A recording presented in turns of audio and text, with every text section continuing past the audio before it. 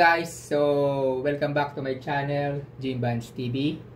So guys, for today's video is napakita ko sa inyo guys itong binili ko sa mall sa PC Express. Okay, itong 5 port gigabit desktop switch lightweight. Okay, so itong switch to guys, plan ko kasi talaga dito is i-connect ko siya sa dito wireless 5G router. Kasi is ang napansin ko talaga dito guys is isa lang yung port niya. Okay? Ito, isa lang yung port niya na i-connect ko sa isang, for example, PC or laptop. Pero kasi ang problem is kailangan ko rin din siyang i-connect sa iba't ibang devices. For example, sa wireless router namin ulit dito sa bahay kasi marami kaming gumagamit din dito. So plan ko is i-connect din to sa wireless router, sa PC desktop at saka sa laptop. Okay, since marami kaming user na gumagamit per floor, kailangan namin ng ilang wireless router na i-connect.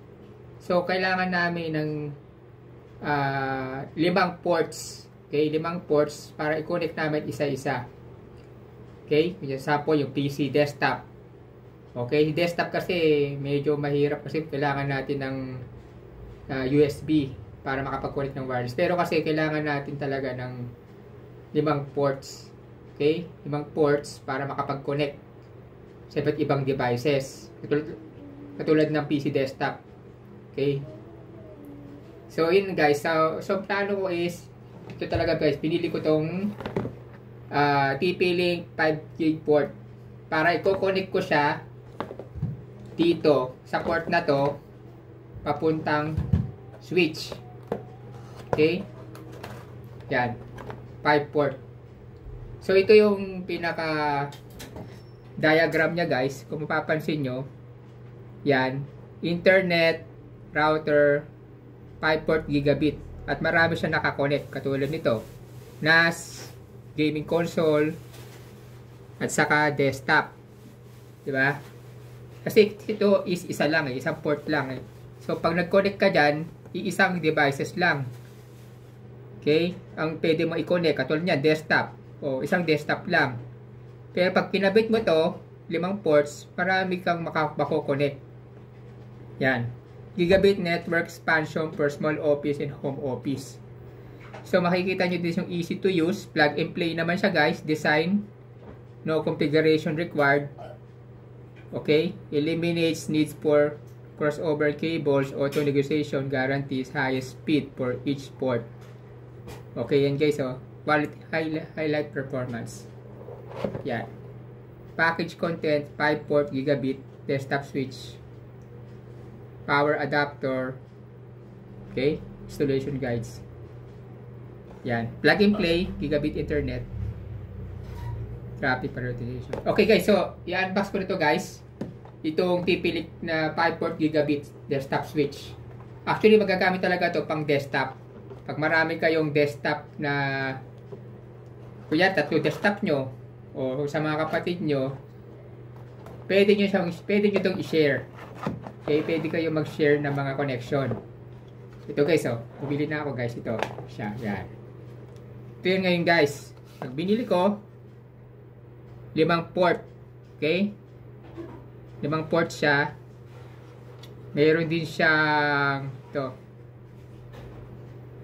Ito cable. Papuntang connection. Okay? Yan, meron dyan. So, ito yung pinaka power cable. Okay. Yan to. Papansin nyo dito yung power cable.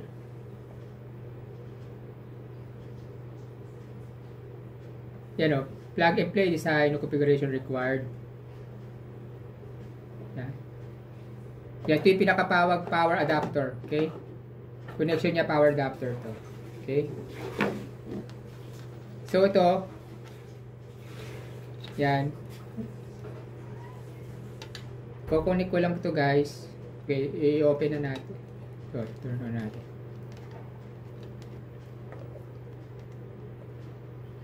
So, sundin natin diagram. Yan. Ito yung power adapter. Na-connect natin ito yung port. Yan. Yan. Bubuksan lang natin yan guys. Yan. Tapos, sasaksak natin.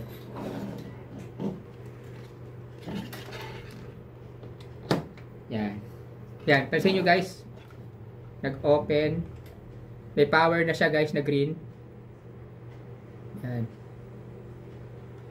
So, after nyan guys, lalagay natin yung cable. Okay? Yung UTP cable. Okay? Yung UTP cable. Yan. So, ito, i-connect natin to guys dito sa port 1. Okay? Itong port 1, i-connect natin to sa wireless 5G. Dito, wireless router na 5G. Okay? Okay. So, connect natin ito guys lang dito. Yan. And then, yan. Pansin nyo guys, nag-green siya. Oh. Okay? Which is connected na siya dun sa wireless 5G router na dito. Okay? So, ito, connect din natin to sa aking laptop. Okay?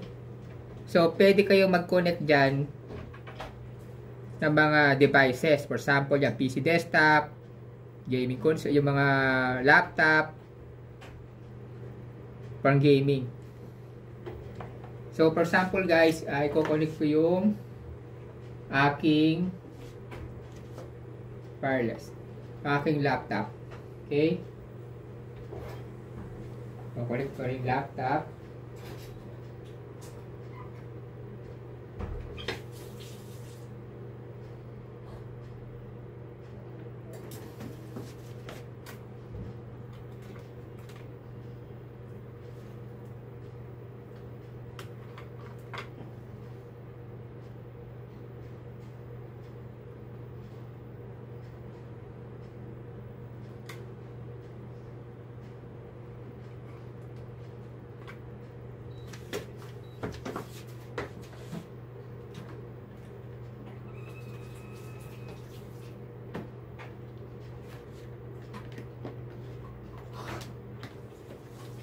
Ganyan. Ito. Ito yung cable ko papuntang laptop. Yan. Ganyan siya. Okay? Ganyan ang connection niya. So, mapansin nyo dito, sa diagram, yan o. May router. Ito yung dito router. Okay, dito router. Internet. Ito yung pinaka switch. Okay. 5 ports gigabit switch. Bali guys to, every port nito 1 GB. So mabilis siya guys. 1 GB port nito eh, every port. Every single port 1 GB ang speed niya. Kaya pwede niyo siyang i-connect sa desktop, game console, NAS, storage, and IPTV. Okay? So, sa akin guys is, kinabit ko siya sa laptop. Okay? As LAN. Okay? Kinabit ko siya sa laptop. Hindi ko ginamit ang wireless. Ginamit ko LAN cable. Okay? Yan. So, ngayon guys, yan, napansin nyo. Kahit naman saan nyo ikabit yan, pwede. Kunyari, dito. Kahit saan. Diyan. Every port, pwede. Yan. Ginawa ko kasi kinuha ko sa LAN port. Diyan sa port 1. Papunta dito sa, connected sa dito wireless. Okay, so ngayon, check natin kung gaano kabilis ngayon tong aking laptop gamit itong aking switch na TP-Link switch. So, try natin guys kung gaano siya kabilis. Okay? Ito lang ako sa aking laptop. I-check ko kung gaano siya kabilis.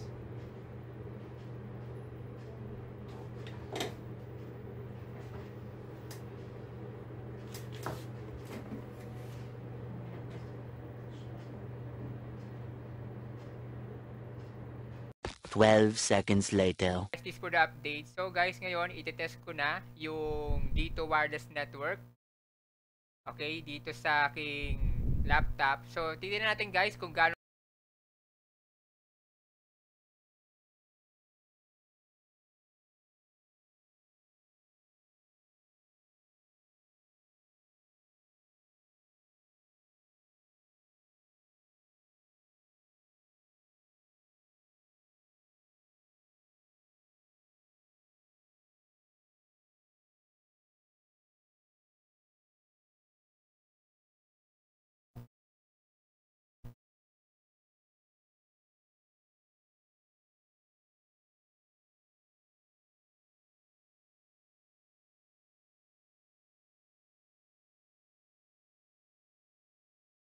Okay, so guys, nakita nyo guys, 409.28 Mbps download speed, and then yung upload niya is 54.81 Mbps. So guys, 409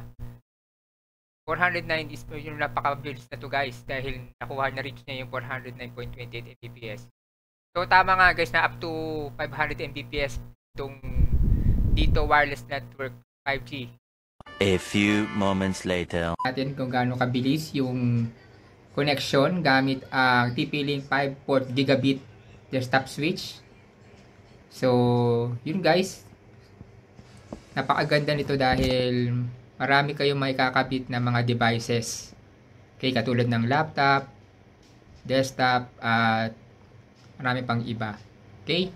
So, kung magkano pala to guys is worth 700 pesos. 700 pesos to sa PC Express. Okay? Doon ko siya nabili guys. Okay? So, if you have questions guys, please let me know na lang. Okay? So, kung nagustuhan nyo itong video ito, please like, share, comment, and subscribe. And click all notification bell button para updated lahat kayo guys sa mga vlogs ko. Thank you guys and God bless. Stay safe and bye-bye.